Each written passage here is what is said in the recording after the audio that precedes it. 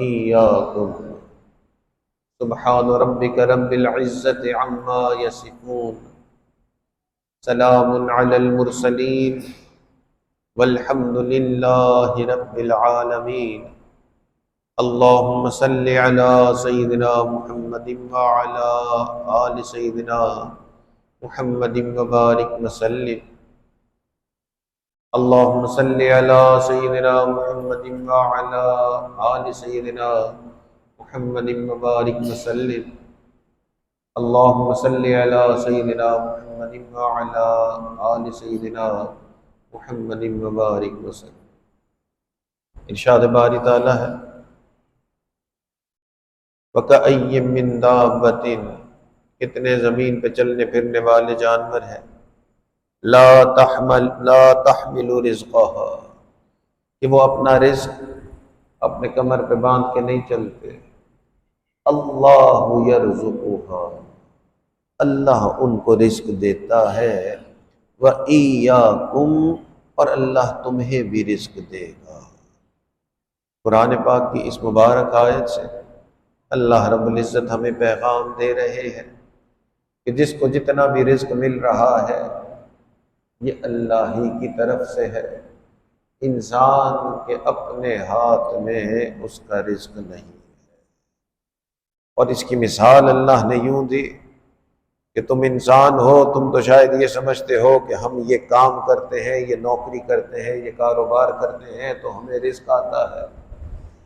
تم سے کئی گنا زیادہ جو ہیں وہ جانور ہیں، نہ وہ نوکری کرتے ہیں نہ وہ کاروبار کرتے ہیں، وہ اپنا رزق اپنے کمر پہ باندھ کے بھی نہیں چلتے. اللہ یرزقها، اللہ ان کو بھی رزق دیتا ہے، اللہ تمہیں بھی رزق دیتا ہے. تو قرآن پاک کی یہ صرف ایک آیت نہیں بلکہ قرآن پاک کی ایک اور آیت سے بھی پتہ چلتا ہے کہ رزق ہمارے ہاتھوں میں نہیں ہے. وَمَا مِن دَابَّةٍ فِي الْأَرْضِ، زمین پہ کوئی چلنے پھرنے والا نہیں ہے. إِلَّا عَلَى اللَّهِ رِزْقُهَا، مگر یہ کہ اللہ نے اس کے رزق کی ذمہ داری اپنے اوپر لے لی.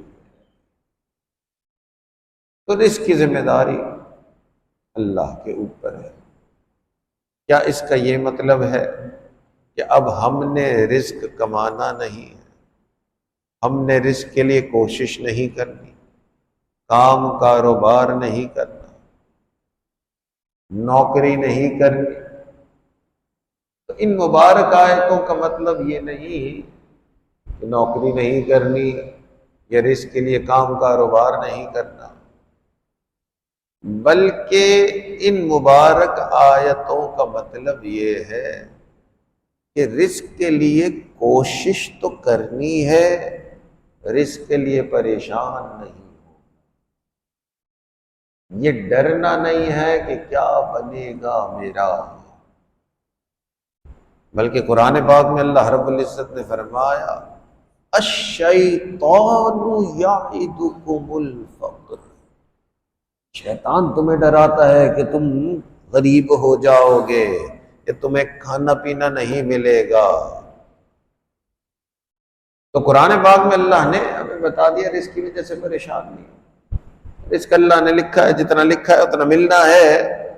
اپنی طرف سے کوشش کرنی ہے، رزق کی وجہ سے پریشان نہیں ہونا، رزق کی وجہ سے غلطیاں نہیں کرنی. یہ اصل مطلب ہے. کچھ لوگوں نے یہ سمجھ لیا کہ ان آیتوں کا مطلب ہے کہ انسان رزق کے لیے کوشش نہ کرے، اللہ اس تک اپنا رزق پہنچا دے. ایسا بالکل نہیں. یہ سنت کے بھی خلاف ہے، یہ دین کے بھی خلاف ہے.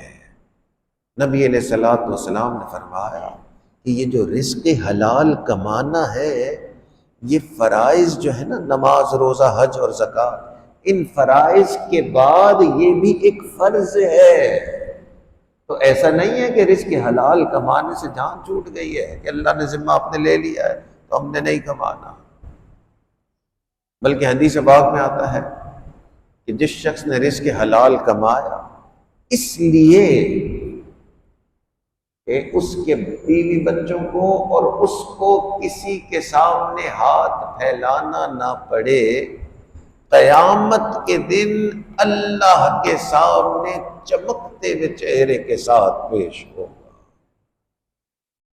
تو رزق حلال کمانا یہ بہت بڑی نیکی ہے اور یہ فرائض میں سے ہے۔ تو اللہ نے جو رزق کا ذمہ اپنے اوپر لیا ہے، اس کا یہ مطلب نہیں کہ رزق حلال کمانا نہیں ہے، بلکہ اس کا مطلب یہ ہے کہ رزق حلال کماتے ہوئے غلطیاں نہیں کرنی ہے، گناہ نہیں کرنے ہیں۔ رزق حلال کماتے ہوئے ہم 4 غلطیاں کرتے ہیں جس کی وجہ سے شیطان ہمارے اوپر حاوی ہو جاتا ہے۔ اور پہلی غلطی جو ہم کرتے ہیں کہ کئی مرتبہ ہم رزق کی وجہ سے عبادت چھوڑ دیتے ہیں۔ ہم کہتے ہیں کہ جی کچھ تھوڑے میرے مسائل، معاشی مسائل صحیح ہو جائیں گے نا پھر عبادت کروں گا۔ پہلے مسجد میں آ رہا تھا، اب تھوڑا کاروبار ڈاؤن ہونے لگا تو سوچا کہ جی کاروبار کو اٹھانے کے لیے میں پتہ نہیں کیا کر دوں، تو سب سے پہلا کام اس نے یہ کیا کہ مسجد میں آنا چھوڑ دیا۔ مسجد کے ساتھی کہیں مل گئے، انہوں نے کہا کہ جی آپ نظر نہیں آ رہے آج کل، تو اس کی وجہ وہ یہ بتاتا کہ جی کاروباری پریشانی ہے، اس وقت کام کاج جو ہے اس میں پریشانی ہے، تو پریشانی جب صحیح ہو جائے گی تو میں آنا شروع کر دوں گا۔ تو رزق کی پریشانی کی وجہ سے عبادت چھوڑ دینا یہ بالکل ذہن بن گیا ہے کہ رزق شاید ہمارے ہاتھ میں ہے، اللہ کے ہاتھ میں نہیں ہے۔ بلکہ نبی علیہ السلام کے پاس اگر کوئی صحابی تشریف لاتے کہ جی مجھے رزق کی پریشانی ہے، تو آپ اسے زیادہ عبادت کرنے کا حکم دیں۔ حدیث پاک میں آتا ہے نبی علیہ السلام نے فرمایا من لزم الاستغفار، جو استغفار کو خوب زیادہ کرنا شروع کر دے، جعل اللہ لہ من کل ضیق مخرجا، اللہ اس کے لیے ہر تنگی میں سے راستہ نکال دیتے ہیں، ومن کل ہم فرجا، اس کو ہر غم میں سے اللہ نجات دیتے ہیں، ورزقہ من حیث لا یحتسب، اس کو وہاں سے رزق دیتے ہیں جہاں سے اس کو گمان بھی نہیں ہوتا۔ تو انسان کے اوپر جب رزق کی تنگی آئی، اللہ کے نبی نے جو اس کا حل بتایا، عبادت چھوڑنا نہیں بلکہ عبادت کو بڑھانا ہے۔ جس کے پاس سارا رزق موجود ہے اس سے زیادہ مانگنا ہے۔ نبی علیہ السلام کی خدمت میں ایک صاحب آئے، انہوں نے آ کے عرض کیا اللہ کے نبی بہت پریشانی ہے، رزق کی تنگی ہے۔ نبی علیہ السلام نے فرمایا کہ تم حج اور عمرے زیادہ کیا کرو، اللہ تمہارے رزق میں برکت ڈال دے۔ اب حج اور عمرے تو عبادت بھی وقت بھی لیتا ہے، آج کل تو 40 دن کا ہے نا، ان زمانوں میں اگر یہاں سے جایا جاتا تھا تو 2 سال 3 سال حج پہ لگ جاتے تھے، عمرے کا سفر سال کا ہوتا تھا، تو کافی سارا وقت بھی دے دیا عبادت کو، کافی سارا مال بھی لگا دیا۔ اللہ کے نبی فرماتے کہ تم حج اور عمرے زیادہ کرو گے تو تمہارے رزق میں اضافہ ہو جائے گا۔ ہمارے ملک کے ایک بزرگ گزرے ہیں حضرت خواجہ عبد المالک صدیقی رحمۃ اللہ علیہ، آپ کے حالات زندگی میں لکھا ہے کہ آپ کو بڑا شوق تھا کہ میں حج پر جاؤں، اللہ کے گھر کو دیکھوں، نبی علیہ السلام کے مبارک روضے پہ حاضری دوں، مگر غربت تھے بڑے اللہ والے، بڑے بزرگ تھے اور بڑے لوگ آپ سے فیض حاصل کرتے تھے، دین سیکھتے تھے، مگر غربت بہت تھی، تو بڑا اللہ سے دعائیں کرتے تھے کہ یا اللہ کوئی ایسا سلسلہ بن جائے کہ تیرا گھر ایک مرتبہ دیکھ لوں۔ بہت اللہ سے دعائیں کرتے تھے۔ ایک مرتبہ ایک رات کو بڑی دعائیں کر کے سوئے، تو خواب میں نبی علیہ الصلوۃ والسلام کی زیارت ہوئی۔ نبی علیہ الصلوۃ والسلام نے فرمایا اے عبد المالک تم ہمارے پاس آتے ہی نہیں ہو۔ تو خواب میں انہوں نے جواب دیا اے اللہ کے نبی آنا تو بہت چاہتا ہوں، بس غربت ہے، انتظام نہیں ہے۔ تو خواب میں نبی علیہ الصلوۃ والسلام نے فرمایا کہ اچھا چلو ہم کہہ دیتے ہیں، اور خواب مکمل ہو گیا، آنکھ کھل گئی، خوشی بڑی ہوئی کہ اللہ کے نبی کی زیارت ہوئی، اور خوشی اور بڑھ گئی جب 2-3 دن بعد آپ ہی کے متعلقین میں سے کوئی شخص آیا، اس نے آ کے کہا کہ حضرت بہت عرصے سے نیت کی ہوئی تھی کہ آپ کو کبھی یہ ہدیہ پیش کروں گا کہ آپ یہ پیسے قبول فرمائیں اور میری طرف سے حج کے لیے تشریف لے جائیں۔ تو بڑے خوش ہوئے کہ یہ دعائیں قبول بھی ہوئی، اللہ کے نبی کی زیارت بھی ہوئی، اور پھر اس طرح ایک شخص آیا اور واقعی یہ ہدیہ اوپر سے ہی آیا ہے۔ مگر حیرانگی کی بات یہ ہے کہ یہ جو انہوں نے حج ادا کیا، اس حج ادا کرنے کے بعد حضرت 27 سال حیات رہے، اس 27 میں سے 26 مرتبہ آپ حج کے لیے تشریف لے گئے۔ اللہ اکبر۔ تو رزق کا معاملہ اللہ کے ہاتھ میں ہے، اور اللہ نے ہمیں کہہ دیا اس رزق کی وجہ سے انسان عبادت کو نہ چھوڑے تو غلطی ہے، بلکہ رزق کی پریشانی آئے تو انسان عبادتوں کو بڑھا دے، تو اللہ تعالیٰ کسی نہ کسی طرح سے رزق کا انتظام ہو جائے گا۔ یا تو استغفار بڑھائے، یا حج عمرے کرنا بڑھائے، یہ بڑی ہمت کا کام ہے، یا دعائیں زیادہ کرے۔ حدیث پاک میں آتا ہے کہ جس پر دعا کے دروازے کھل گئے اس پر اللہ کی رحمت کے دروازے کھل گئے۔ دوسری غلطی جو ہم کرتے ہیں اس رزق کی وجہ سے وہ یہ ہے کہ کئی مرتبہ ہم جب رزق کی پریشانی آتی ہے تو ہم کہتے ہیں کہ چلو اس وقت حلال رزق تو مجھے پورا نہیں آ رہا، کچھ حرام کی طرف بھی قدم بڑھا دیتے ہیں۔ تو کئی مرتبہ رزق کو بڑھانے کے لیے ہم سود کا ساتھ لیتے ہیں، کئی مرتبہ رزق کو بڑھانے کے لیے جھوٹ کا ساتھ لیتے ہیں، کئی مرتبہ رزق کو بڑھانے کے لیے دھوکہ دہی کرتے ہیں، کئی مرتبہ رزق کو بڑھانے کے لیے اللہ اکبر امانت میں خیانت کرتے ہیں کہ کسی نے اپنا مال ہمارے پاس رکھوایا، وہ ہمارا نہیں ہے مگر ہم نے اس کو غصب کر لیا۔ اور نبی علیہ الصلوۃ والسلام اس امانت میں خیانت کو اتنا بڑا گناہ فرماتے ہیں کہ ہمارے اکابرین فرماتے ہیں کہ شاید ہی کوئی آپ کا بیان ایسا ہوتا ہو جس میں آپ یہ حدیث بیان نہ کرتے ہو۔ ہر بیان میں یہ حدیث بیان کرتے تھے، لا ایمان لمن لا امانت لہ، کہ اس شخص کا تو ایمان ہی نہیں ہے کہ جس کے اندر امانت داری نہیں ہے۔ مومن جو ہے وہ کھرا ہوتا ہے، امانت میں خیانت نہیں کرتا، بلکہ جس کی امانت ہاتھ میں ہے اس کو اس سے زیادہ اچھی طرح سے واپس کرتا ہے۔ نبی علیہ الصلوۃ والسلام نے ابھی تک نبوت کا اعلان نہیں کیا تھا، مگر عرب میں مشہور تھے کہ یہ امین ہے، آپ کا ایک نام امین بھی پڑ گیا کہ امانت دار ہے۔ پورے عرب میں ان کا حامی ہو، ان کا مخالف ہو، ان کے پاس اگر امانت رکھوائے گا اس امانت کی حفاظت ہو گئی۔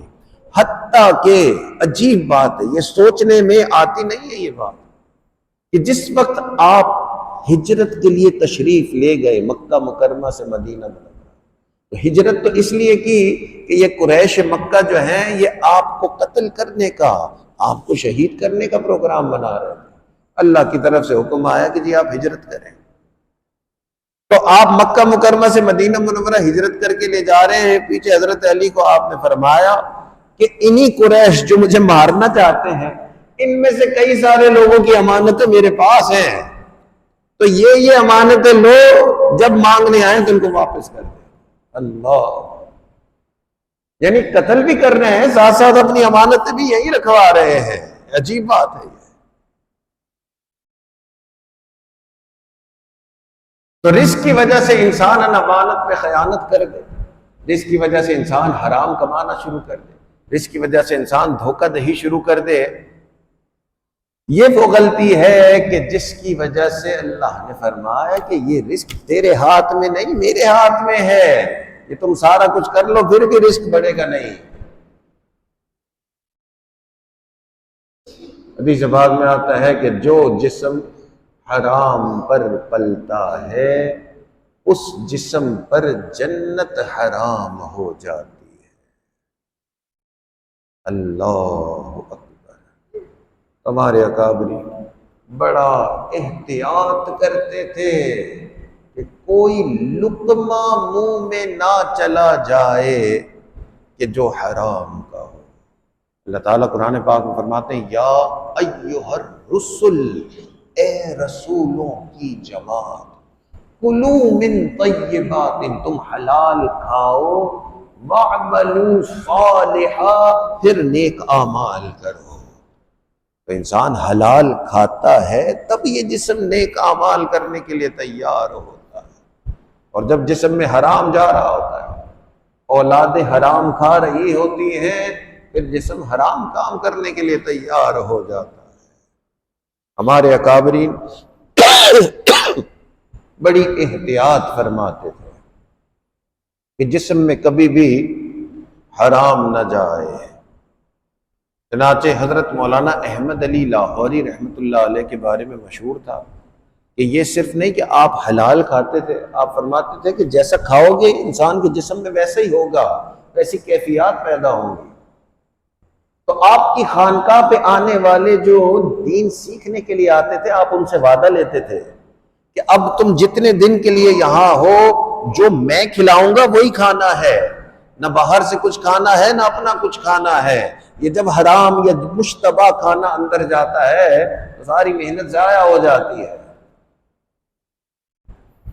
تو حلال طیب پاکیزہ کھانا کھلاتے، اور خود جو ہے آپ کا یہ اہتمام تھا کہ صرف حلال نہیں، آپ فرماتے تھے کہ کھانا ہوگا بھی حلال، اور اس شخص کے ہاتھوں کا پکا ہوا ہوگا جس نے جو 5 وقت کا نمازی ہوگا۔ آپ کی حالات زندگی میں ایک انگریزی تعلیم یافتہ آپ کے جو مریدین ایک میاں بیوی تھے، ان کا ایک بیٹا، وہ یہ حالت یہ ان کی بارے میں لکھتا ہے کہ میں یونیورسٹی میں پڑھتا تھا توبہ ٹیک میں، میرے والدین دونوں جو تھے وہ حضرت سے بیعت تھے، تو حضرت جب توبہ ٹیک تشریف لاتے تو حضرت ہمارے یہاں رات ٹھہرتے تھے۔ تو میں اب بڑا ہو گیا تھا، یونیورسٹی جانے لگا، تو حضرت رات ہمارے یہاں ٹھہرے۔ صبح میں نے دیکھا کہ والدہ جو میری ہیں وہ حضرت کے لیے ناشتہ بنا رہی ہے، گھر میں ایک ملازمہ بھی تھی جو کھانا بناتی تھی۔ میں نے یونیورسٹی جانا تھا، عام طور پہ ہر روز والدہ میرے لیے ناشتہ بناتی تھی، آج حضرت کے لیے بنا رہی ہیں، اور جو ملازمہ ہے اس سے کہا کہ تو بیٹے کے لیے ناشتہ بنا۔ تو میں نے جا کے والدہ سے کہا کہ امی میرے لیے آپ کیوں نہیں ناشتہ بنا رہی ہیں، اس سے کیوں کہہ رہی ہیں؟ والدہ نے کہا کہ جی حضرت صرف نمازی کے ہاتھ کا کھانا کھاتے ہیں، بے نمازی کے ہاتھ کا کھانا کھاتے نہیں، وہ جو ملازمہ ہے وہ نماز نہیں پڑھتی ہے۔ تو میں نے کہا کہ حضرت کو کیا پتہ چلنا ہے کہ آپ نے بنایا، ملازمہ نے بنایا، آپ بنائیں کھانا۔ والدہ نے کہا کہ نہیں بیٹا، تجھے نہیں پتا، حضرت کو پتہ چل جاتا ہے کہ نمازی نے بنایا ہے یا بے نمازی نے بنایا ہے۔ اس نے کہا کہ بس میری والدہ تو سیدھی سی عورت ہے، اس کو کیا پتا، کسی کو پتہ چل سکتا ہے؟ 2 کھانے سامنے پڑے کہ یہ نمازی نے بنایا یہ بے نمازی نے بنایا۔ فرماتے ہیں کہ بس میری والدہ تو بس ایسی ہی ہے۔ بہرحال والدہ نے کہا کہ تجھے نہیں پتا، تو والدہ نے حضرت کا ناشتہ بنایا اور ملازمہ نے میرا ناشتہ بنایا. کہنے لگے کہ میں نے کہا کہ ابھی والدہ کو میں سمجھا دیتا ہوں. تو جو میرا ناشتہ تھا نا، جو ملازمہ نے بنایا تھا بے نمازی نے، وہ ناشتہ میں خود اٹھا کے لے کے حضرت کے کمرے میں گیا، اور حضرت بالکل تیار اپنی آستینیں اوپر کر کے ناشتہ کرنے کے لیے کہ جی جلدی سے ناشتہ کروں، آگے ٹرین ہے، آگے سفر ہے. تو میں نے حضرت کے سامنے ناشتہ رکھا. حضرت جو کہ تیار تھے کھانے کے لیے، 1 منٹ کھانا دیکھا اور پھر فرمایا کہ نہیں میں نے یہ نہیں کھانا، بس دیر ہو رہی ہے میں جا رہا ہوں. اور حضرت کھڑے ہو گئے. حضرت تو کھڑے ہو گئے، میرے پیر کے نیچے سے زمین نکل گئی. میں نے معافی مانگی، میں نے کہا حضرت تشریف رکھیں، اور وہ پلیٹ وہ ٹرے میں اٹھا کے واپس لے گیا. پھر وہ لے کے آیا جو والدہ نے بنایا تھا، وہ سامنے رکھا، اور حضرت نے فرمایا کہ اچھا ٹھیک ہے، اور آپ نے وہ کھانا نوش فرمایا. اللہ اکبر. میں نے اس وقت اسکول کی چھٹی کی، یونیورسٹی کی، اور میں نے کہا حضرت پہلے تو معاف فرما دیں، اور دوسرا میں نے فرمایا کہ اب بیعت بھی فرما دیں. اور پھر حضرت کو خود میں اسٹیشن چھوڑنے کے لیے گیا کہ اللہ اکبر، میں کیا سوچ رہا تھا اور یہ کیا لوگ ہوتے ہیں. حدیث پاک میں آتا ہے اتقوا فراست المؤمن فإنه ينظر بنور اللہ، کہ ڈرو مومن کی فراست سے، وہ اللہ کے نور سے دیکھتا ہے. تو جس کو یہ کامیابی نصیب ہو گئی کہ اس کے کھانے میں حرام کی ملاوٹ نہیں ہے، اس کو اللہ دل کا نور دیں گے. اور جس کو یہ کامیابی نصیب ہے کہ اس کے کھانے کے اندر، اس کے رزق میں حرام نہیں ہے، تو اس بندے کو اصل یقین ہے کہ رزق جو ہے وہ اللہ کی طرف سے ہے. یہ تھوڑی کہ کام کاروبار چھوڑ کے بیٹھ جائیں اب مجھے یقین ہے کہ رزق اللہ کی طرف سے ہے. اصل تو یہ ہے کہ رزق کمائے 100% حلال کمائے، پاکیزہ رزق کمائے. ہمارے ملک کے ایک بہت بڑے بزرگ، ان کے پاس ایک شخص آیا، اس نے کہا حضرت دعا فرمائے کہ اللہ تعالیٰ مجھے حلال بھی دے اور بہت سارا دے. انہوں نے کہا کہ اگر حلال چاہیے نا تو وہ بہت سارا نہیں ہوگا، جب بہت سارا ہوگا تو اس میں پھر دوسرا بھی ضرور ہوگا.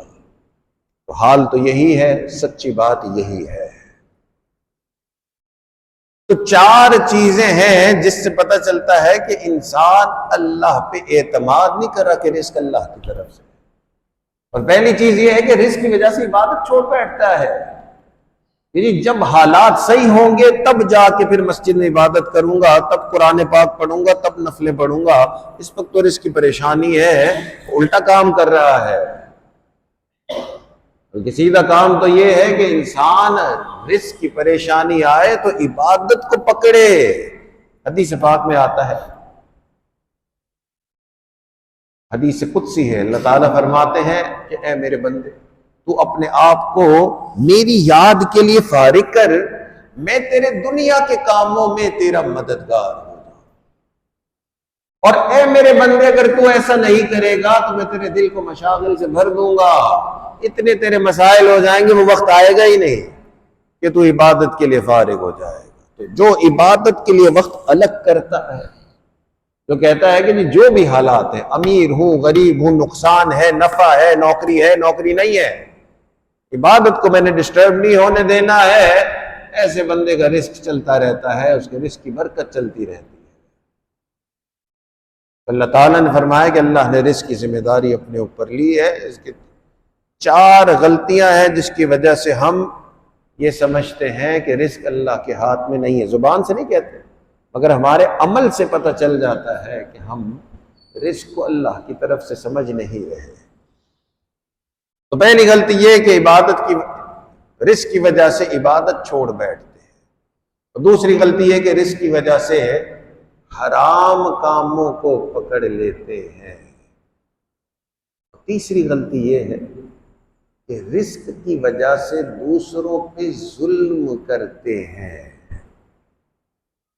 جی رزق دیکھا اور عام اس کی مثال یہی دی جاتی ہے کہ والد کا سارا رزق بیٹوں کے ہاتھ میں ہوتا ہے اور بیٹیاں اپنے اپنے گھروں میں ہوتی ہیں، وہ بیٹے بیٹیوں کو دیتے ہی نہیں ہیں ان کی وراثت کا مال۔ یہ ظلم ہے۔ جس والد کا مال ہے اس میں بیٹوں کا بھی حصہ ہے، بیٹیوں کا بھی حصہ ہے۔ اور سچی بات تو یہ ہے کہ کوئی کسی پہ کتنا بھی ظلم کر لے بچ نہیں سکتا، کامیابی سے کر لے، یعنی اس کو روکنے والا کوئی نہیں ہو۔ فرض کرو کسی کے پاس اتنی ہمت نہیں ہے کہ کہہ سکے کہ تو غلطی نہ کر، تو ایسے نہ کر، مگر پھر بھی اللہ نے انصاف کرنا ہے۔ ترمذی شریف کی روایت ہے، نبی علیہ الصلوۃ والسلام نے فرمایا جس نے کسی کو نقصان دیا اللہ اس کو نقصان دیں گے، جس نے کسی کو مشقت میں ڈالا اللہ اس کو مشقت میں ڈالیں گے۔ تو ظلم کرنے کا فائدہ ہے نہیں۔ ظاہر ہے ہم یہ سمجھتے ہیں کہ شاید تھوڑا سا فائدہ ہو جائے گا، میرے پاس بڑا مال آ جائے گا، اس کا بھی غضب کر لوں، اس کا بھی لے لوں، اس کے ساتھ بھی زیادتی کر لوں اور اس کے ساتھ بھی زیادتی کر لوں۔ کچھ نہیں ہونا ہے، اللہ نے فیصلہ سنا دیا ہے، جو ظلم کرے گا اس پر ظلم ہونا ہے، انصاف ہو کے رہے گا۔ حدیث پاک میں آتا ہے اللہ کے نبی نے فرمایا میں قسم کھا کے کہتا ہوں کہ جس پر ظلم ہوا اور اس نے ظلم کا بدلہ نہیں لیا، صبر کر لیا، اللہ کے نبی نے فرمایا میں قسم کھا کے کہتا ہوں کہ اللہ اس کی عزت میں اضافہ فرمائے۔ تو رزق کی وجہ سے جو ہم غلطیاں کرتے ہیں وہ یہ بتاتے ہیں کہ ہم مانتے نہیں ہیں، ٹھیک ہے، پڑھ تو لیتے ہیں قرآن پاک میں کہ رزق اللہ کی طرف سے ہے، مگر ہم دل سے نہیں مانتے کہ رزق اللہ کی طرف سے۔ جب ہم رزق کی وجہ سے عبادت چھوڑ بیٹھتے ہیں، جب رزق کی وجہ سے حلال چھوڑ دیتے ہیں، یا جب رزق کی وجہ سے ہم دوسروں کے ساتھ زیادتی کرتے ہیں۔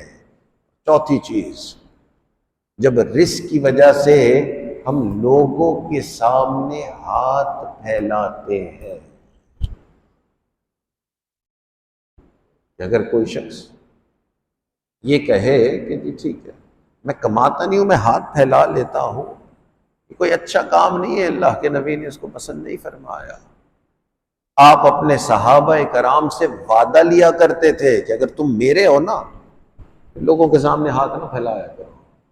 صحابہ کرام سے ایک مرتبہ آپ نے وعدہ لیا کہ تو کسی سے سوال نہیں کرے گا، تو صحابہ کرام فرماتے ہیں کہ ہمیں اتنا ڈر لگنے لگا کہ کبھی کبھی گھوڑے پہ بیٹھے ہوتے تھے، چابک نیچے گر جاتا تھا تو ہم دوسرے کو یہ بھی نہیں کہتے تھے کہ یہ اٹھا کے دے دو، ایسا نہ ہو کہ اللہ کے نبی کی نظر میں یہ کسی سے سوال کرنا ہو جائے۔ تو سوال کرنے سے نہ کرنے پہ وعدہ لیا کرتے تھے اللہ کے نبی۔ حدیث پاک میں آتا ہے کہ نبی علیہ الصلوۃ والسلام کے ایک صحابی آپ کی خدمت میں حاضر ہوئے، انہوں نے آ کے عرض کیا اللہ کے نبی کچھ میری مدد کر دیں، بڑا غریب و مسکین ہوں۔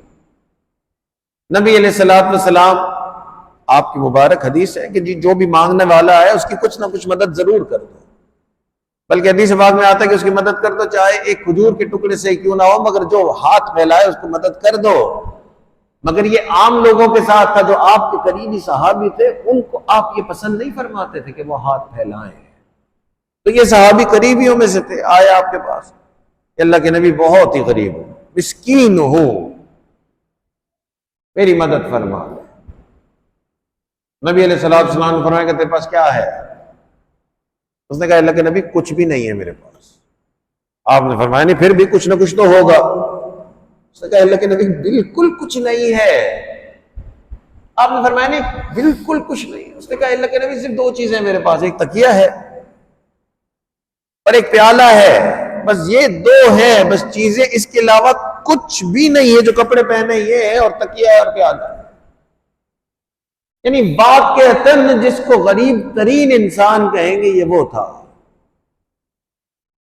نبی علیہ الصلوۃ والسلام نے ان صحابی سے بھی کہا کہ جاؤ اپنا تکیہ اور پیالہ لے کے آؤ۔ وہ گئے مسجد کے باہر اور مسجد کے اندر اپنا وہ تکیہ اور پیالہ لے کے آ گئے، اور مسجد میں لوگ تھے، صحابہ کرام تھے، نبی علیہ السلام نے وہ تکیہ اور پیالہ دکھایا سب کو کہ کون ہے جو مجھے اس تکیے اور پیالے کے لیے 1 درہم دے گا؟ 1 درہم میں یہ 2 چیزیں کون خریدے گا؟ مسجد میں بولی لگائی. 4 صحابی تھے جنہوں نے ہاتھ اٹھایا کہ جی ہاں ہمیں یہ پیالہ اور تکیہ سے ہم 1 درہم دے سکتے ہیں. پھر نبی علیہ السلام نے فرمایا کہ اچھا کون ہے جو مجھے اس تکیے اور اس پیالے کے لیے 2 درہم دے گا؟ اب ایک ہی صحابی تھے جنہوں نے ہاتھ اٹھایا کہ جی مجھے چاہیے، میں 2 درہم دے سکتا ہوں. آپ نے وہ تکیہ اور وہ پیالہ، یعنی اس شخص کی جو کل کائنات تھی، وہ آپ نے بیچ دی 2 درہم میں. اور 2 درہم جب آپ کو ملے تو آپ نے وہ 2 درہم ان صحابی کو دیے کہ جی 1 درہم کا تو کھانا پینا لے آ، 15-17 دن کا کھانا پینا تیرا ہو جائے گا. اور 1 درہم سے جا کے کلہاڑی خرید اور جنگل میں جا، لکڑی کاٹ، اپنے ہاتھ سے اپنا رزق کما، دوسروں سے سامنے ہاتھ نہ پھیلا.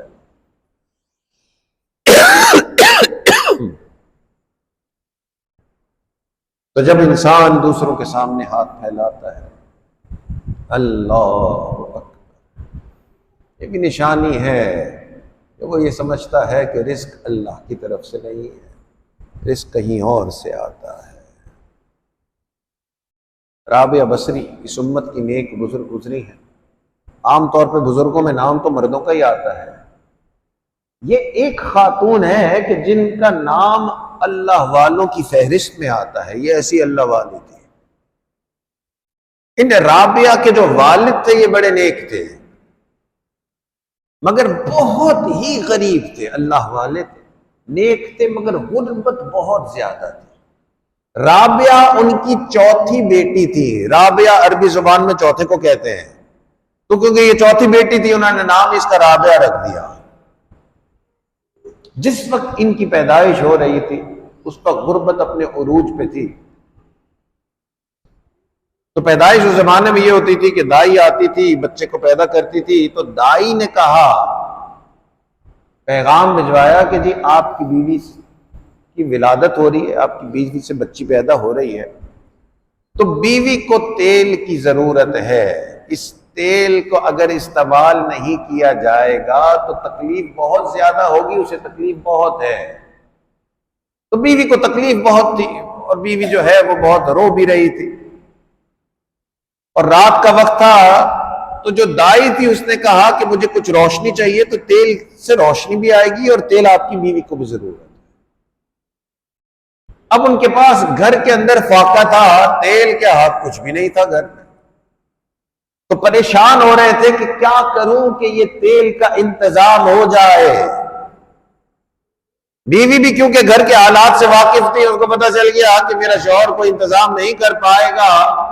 تو بیوی نے اس تکلیف کی وجہ سے اپنے شوہر کو، رابعہ کے والد کو، یہ پیغام بھجوایا کہ برابر والے جو پڑوسی ہیں ان سے ہمارا اچھا تعلق ہے، آپ ان سے جا کے پوچھے، شاید کچھ تیل ان کے پاس ہوگا، یہ میری تکلیف جو ہے بہت زیادہ ہے. تو بیوی نے جب یہ پیغام بھیجا تو آپ برابر والوں کے گھر پہ چلے گئے. گھر پہ دستک دینے والے تھے تو دل میں خیال آیا کہ اللہ کے نبی نے سوال کرنے کو پسند نہیں فرمایا. تو دروازے پہ یوں ہاتھ رکھ کے دستک دیے بغیر واپس گھر میں آ گئے. اور بیوی سے کہا کہ میں تو گیا تھا دروازے پہ مگر کوئی دروازے پہ آیا نہیں. بیوی تکلیف میں، پریشانی میں، آخر کو رابعہ کی ولادت ہو گئی. رات روتے بھی رہے مگر ان سے یہ نہ ہو سکا کہ کسی کے سامنے ہاتھ پھیلا.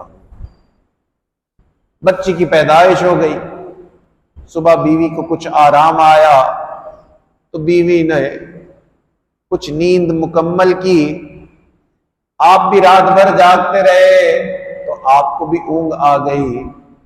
خواب میں نبی علیہ السلام کی ذات کہ تم پریشان نہ ہو، آج جو تم نے یہ لوگوں کے سامنے ہاتھ نہیں پھیلایا، اللہ رب العزت اس تمہارے عمل پہ اتنا راضی ہوئے کہ اللہ نے تجھے ایسی بیٹی دی ہے جو ہزاروں لاکھوں کی ہدایت کا ذریعہ بنے. اللہ، تو رزق کے لیے جب انسان دوسروں کے سامنے ہاتھ پھیلاتا ہے، یہ بھی اس بات کی دلیل ہے، انسان یہ سمجھتا ہے کہ رزق اللہ کی طرف سے نہیں ہے، رزق کہیں اور سے آ رہا ہے۔ تو قرآن پاک میں اللہ نے فرمایا کہ رزق کا ذمہ اللہ نے لیا۔ اس کا یہ مطلب نہیں کہ انسان جو ہے وہ کام کاروبار چھوڑ دے، نوکری چھوڑ دے۔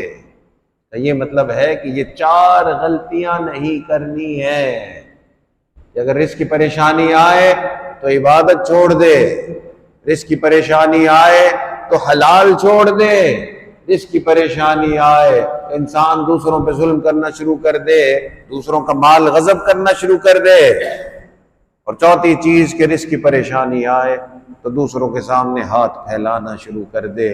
جو ان 4 چیزوں سے بچ گیا اس کا ایمان پختہ ہے، یہ جو رزق ہے یہ اللہ کی طرف سے ہے۔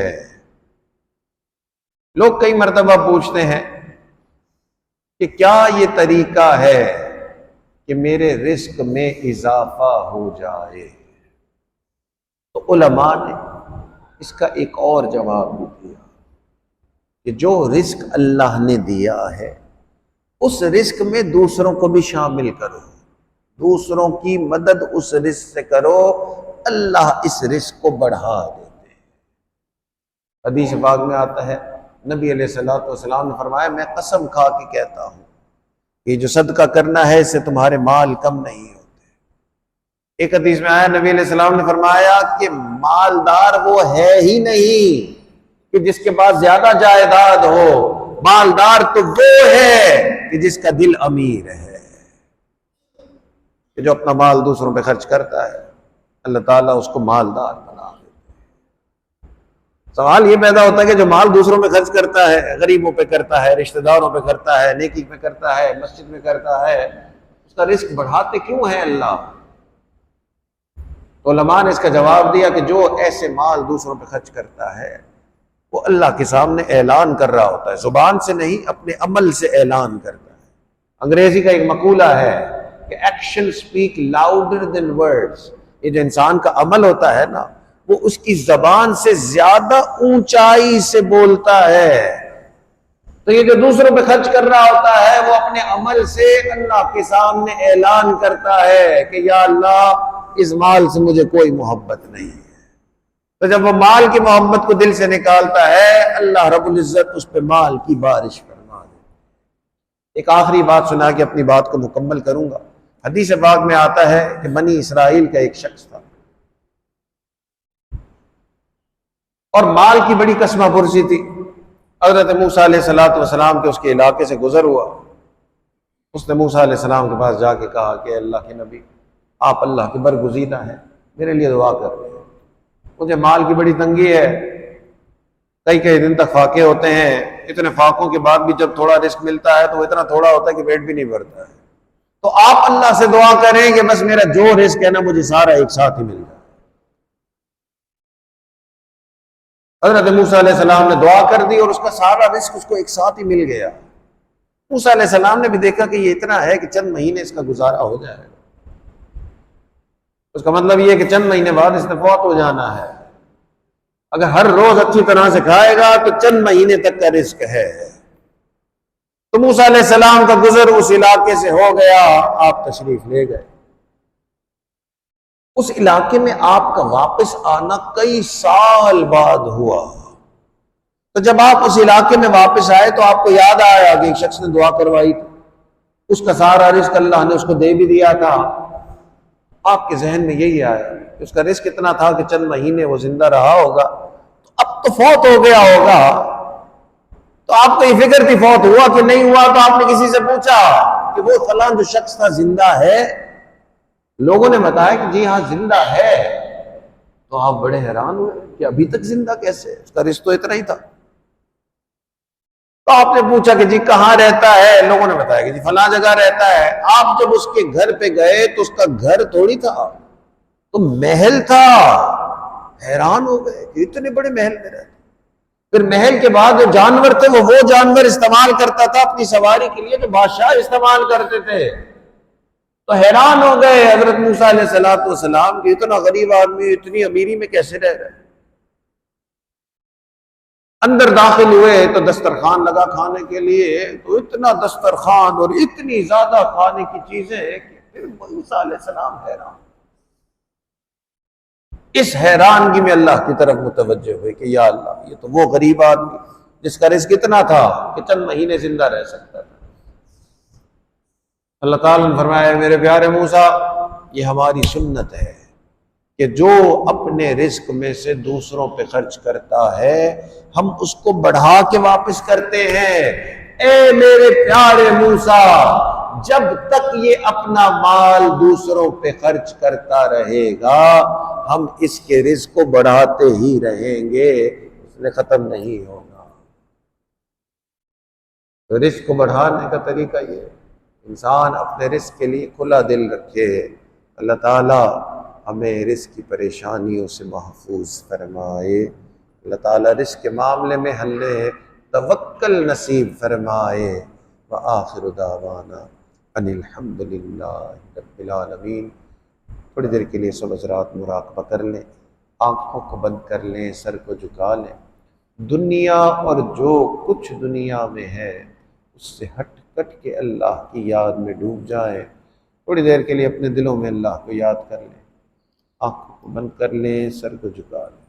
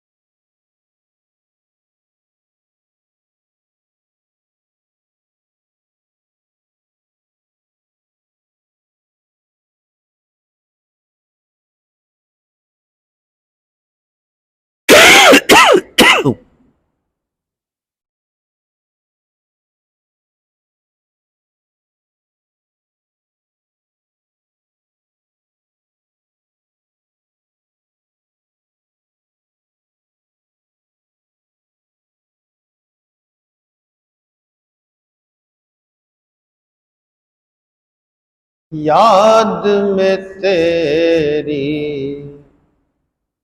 سب کو بھلا دوں،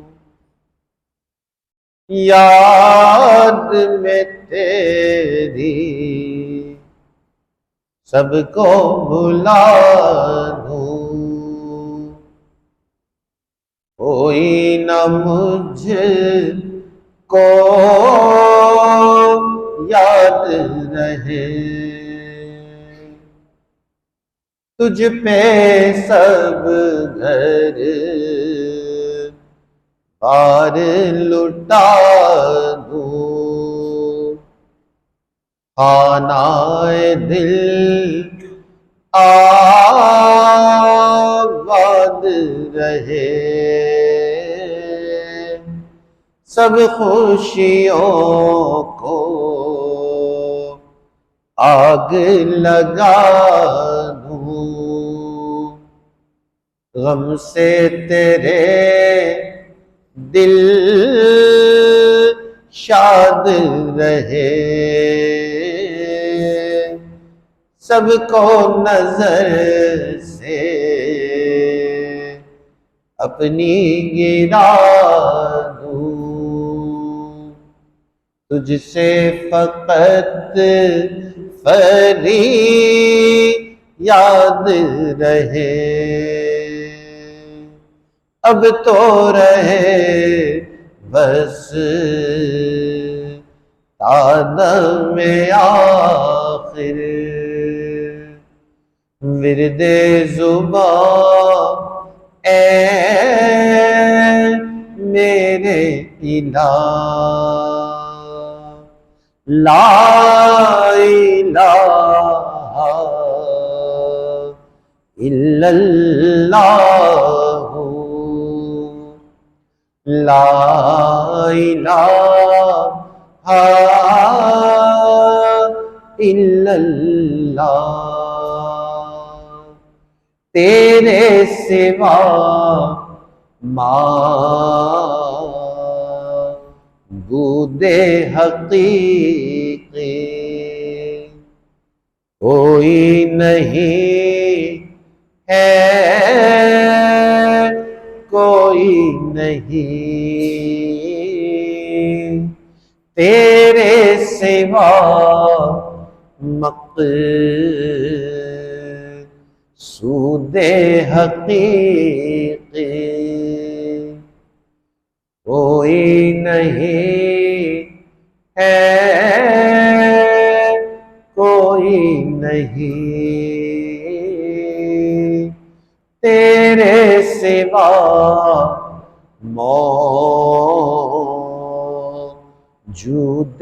حقیقی کوئی نہیں ہے، کوئی نہیں تیرے سوا مشہود حقیقی کوئی نہیں ہے، کوئی نہیں۔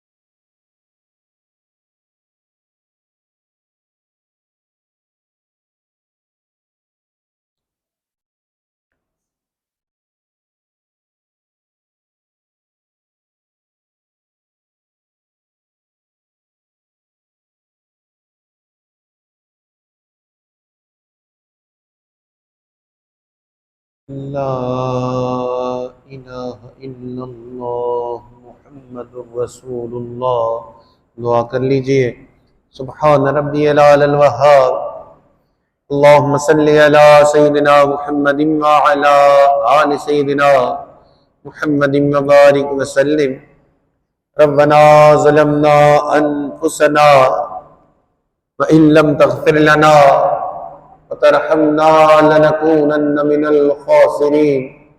اللهم إني ظلمت نفسي ظلما كثيرا ولا يغفر الذنوب إلا أنت فاغفر لي مغفرة من عندك وارحمني إنك أنت الغفور الرحيم۔ اے اللہ، ہم آپ کے عاجز مسکین بندے ہیں، اللہ ہمارے گناہوں کو معاف فرما، ہماری خطاؤں سے درگزر فرما، ہمارے عیبوں کی پردہ پوشی فرما، اللہ برے دن سے محفوظ فرما، اللہ بری رات سے محفوظ فرما، اللہ برے کاموں سے محفوظ فرما، اے اللہ برے انجام سے محفوظ فرما، اللہ ہدایت ملنے کے بعد گمراہی سے محفوظ فرما، اللہ سیدھا رستہ ملنے کے بعد بھٹکنے سے محفوظ فرما، اللہ اپنا قرب حاصل ہو جانے کے بعد اپنی دوری سے محفوظ فرما، اللہ نعمتیں مل جانے کے بعد نعمتوں کے چھن جانے سے محفوظ فرما، اللہ عزت ملنے کے بعد ذلت سے محفوظ فرما، میرے مالک در در کے دھکے کھانے سے محفوظ فرما، اللہ نفس و شیطان کے مکر و فریب سے محفوظ فرما۔ اللہ جس طرح آپ نے آسمان کو زمین پر گرنے سے روک دیا، اللہ شیطان کو ہم پر مسلط ہونے سے روک دیجیے۔ میرے مالک اس سے پہلے کہ ظاہر کی آنکھیں بند ہو جائیں، اللہ من کی آنکھیں کھلنے کی توفیق نصیب فرما۔ اللہ اس سے پہلے کہ لوگ ہمیں کفن پہنائے، میرے مالک ہمیں تقوی کی پوشاک نصیب فرما۔ اللہ اس سے پہلے کہ لوگ ہمیں غسل دیں، میرے مالک ہمیں غسل توبہ کی توفیق نصیب فرما۔ اے اللہ اس سے پہلے کہ لوگ ہماری نماز پڑھیں، میرے مالک ہمیں نماز کی پابندی نصیب فرما۔ اللہ نماز کی حضوری نصیب فرما۔ اور اے میرے مالک اس سے پہلے کہ کل قیامت کے دن ہمیں آپ کے سامنے کھڑا رکھ دیا جائے، اے اللہ ہمیں اپنی رضا نصیب فرما۔ اللہ آپ کے پیارے محبوب نے فرمایا قیامت کے دن کچھ ایسے خوش قسمت لوگ ہوں گے کہ جب وہ اپنی قبروں سے اٹھیں گے، اللہ انہیں دیکھ کر مسکرائیں گے، وہ اللہ کو دیکھ کر مسکرائیں گے۔ اے میرے مالک ہمیں بھی ان میں شامل فرما، اللہ ہمیں بھی ان میں شامل فرما۔ اللہ چھوٹا منہ ہے بڑی بات ہے، اللہ ہمیں بھی ان میں شامل فرما۔ اللہ رحمت کا معاملہ فرما۔ اے میرے مالک میں نیک نہ بن سکا، اللہ تیرے نیکوں میں آیا بیٹھا ہو، اللہ نیک نہ بن سکا، اللہ کوئی نیکی نہیں ہے۔ اللہ انہو عبد ذلیل لیس لی خیر العمل، ہے اللہ میں تیرا وہ بندہ ہوں جو ذلت میں ہوں، اس کے پاس کوئی اچھا عمل نہیں ہے، اللہ مگر تیرے نیکوں میں آ کے بیٹھ گیا۔ اللہ آپ کے پیارے محبوب نے فرمایا نیکوں کے قریب بیٹھنے والا بدبخت نہیں ہوتا۔ اللہ ان نیکوں کی برکت سے اللہ ہمیں بھی نیکی نصیب فرما۔ اللہ ان نیکوں کی برکت سے اللہ ہمیں بھی اپنی محبت کا ایک قطرہ نصیب فرما۔ اللہ ان نیکوں کی برکت سے اللہ ہمیں بھی اپنے پیارے محبوب کی محبت نصیب فرما۔ اللہ نماز کی حضوری نصیب فرما، ہے اللہ سجدے کا سرور نصیب فرما۔ اللہ رات کے آخری پہر کے مناجات کی لذت نصیب فرما۔ اللہ وہ تیرے کیسے بندے ہوتے ہیں، اللہ رات کے آخری پہر میں اللہ تیرے سامنے ہاتھ پھیلاتے ہیں، اے میرے مالک تو نے انکار نہیں کرتا۔ اللہ وہ تیرے کیسے بندے ہوتے ہیں، اللہ رات کے آخری پہر میں تیرے سامنے محبت بھرے سجدے کرتے ہیں، اللہ تو ان کے تذکرے اپنے فرشتوں میں کرتا ہے۔ میرے مالک ہمیں بھی ان میں شامل فرما، اللہ ہمیں بھی ان میں شامل فرما۔ اللہ جیسا آپ ہمیں دیکھنا چاہتے ہیں اے اللہ ہمیں ویسا بننے کی توفیق نصیب فرما۔ اللہ جہاں جہاں مسلمان پریشانی کے عالم میں ہیں اللہ ان کی پریشانیوں کو دور فرما۔ اللہ جو گھر بار کی وجہ سے پریشان اللہ ان کی پریشانیوں کو دور فرما۔ اللہ جو کام کاروبار کی وجہ سے پریشان اللہ ان کی پریشانیوں کو دور فرما۔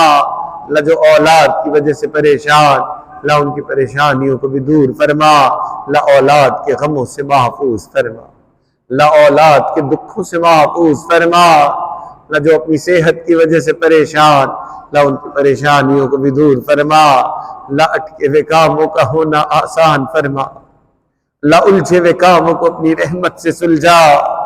میرے مالک ہمارے گناہوں کی نحوست کی وجہ سے اللہ ہماری غفلتوں کی نحوست کی وجہ سے اے اللہ ہماری ان دعاؤں کو رد نہ فرما۔ میرے مالک آپ کے تو ہمارے جیسے اربوں خربوں اللہ ہمارا آپ کے سوا کوئی نہیں، اللہ اپنی رحمت سے ہمیں دور نہ فرما۔ پروردگار عالم تیرا ہی ہے سہارا، پروردگار عالم تیرا ہی ہے سہارا، تیرے سوا جہاں میں کوئی نہیں ہمارا۔ اللہ رحمت کا معاملہ فرما، اللہ اپنے در سے دور نہ فرما۔ اللہ جیسا آپ ہمیں دیکھنا چاہتے ہیں اے اللہ ہمیں ویسا بننے کی توفیق نصیب فرما۔ اے اللہ ہمارے جن ساتھیوں نے دعاؤں کے لیے کہا اللہ ان سب کو ان دعاؤں میں شامل فرما۔ میرے مالک ہمارے تینوں حرم کی حفاظت فرما، اللہ اس امت مسلمہ کی حفاظت فرما، اللہ ہمارے اس ملک کی حفاظت فرما، اللہ اس کی سرحدوں کی حفاظت فرما، اللہ اس کے ہر شہر کی حفاظت فرما۔ میرے مالک ہمیں بار بار اپنے گھر کا دیدار نصیب فرما، اللہ اپنے پیارے محبوب کے در کی حاضری نصیب فرما۔ اے اللہ ہمارے عزیز اقارب، رشتہ دار، مشائخ، اساتذہ، والدین جو بھی اس دنیا سے فوت ہو چکے ہیں، جو حیات ہیں، اللہ ان سب کی مغفرت فرما۔ میرے مالک جن کی مغفرت فرما دی، اپنے قرب کے اعلیٰ درجات نصیب فرما۔ ربنا تقبل منا انك انت السميع العليم تب علينا انك انت التواب الرحيم وصلى الله تعالى على حبيبه سيدنا محمد وعلى آله واصحابه اجمعين برحمتك يا ارحم الراحمين۔ جی ایک چھوٹا سا اعلان ہے، انشاءاللہ جس طرح آج یہ عشاء کی نماز کے بعد مجلس ہوئی ہے تو ہر ہفتے جمعہ کے دن عشاء کی نماز کے بعد انشاءاللہ یہ مجلس ہوتی رہے گی۔ اللہ تعالیٰ عافیت رکھے، آپ سب سے اس پہ شرکت کی درخواست ہے۔